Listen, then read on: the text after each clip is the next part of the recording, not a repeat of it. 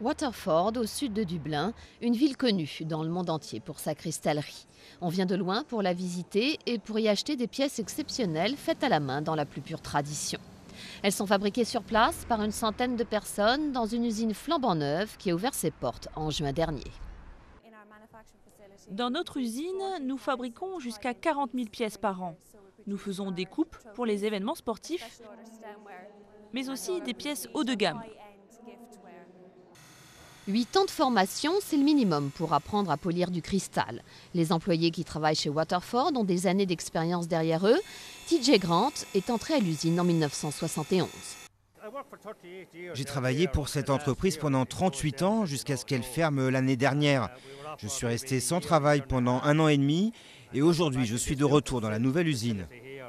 TJ a eu beaucoup de chance car nombre de ses collègues sont restés sur le carreau. À son apogée, la cristallerie Waterford comptait jusqu'à 4000 employés.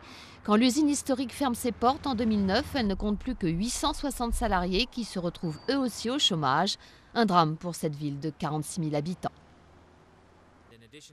En plus de ça, d'autres usines, notamment des usines pharmaceutiques, ont fait face au même moment à une baisse de la demande et elles ont dû licencier. Avec la fermeture de l'usine, la ville s'enfonce dans la récession.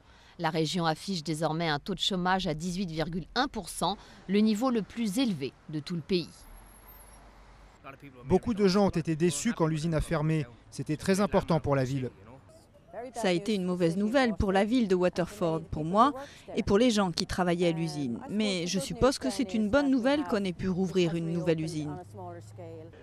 La nouvelle structure est beaucoup plus petite, elle ne compte que 130 salariés, mais elle a l'avantage d'être située au cœur de la ville. Les touristes y viennent plus volontiers. La ville compte sur eux pour redynamiser l'économie locale.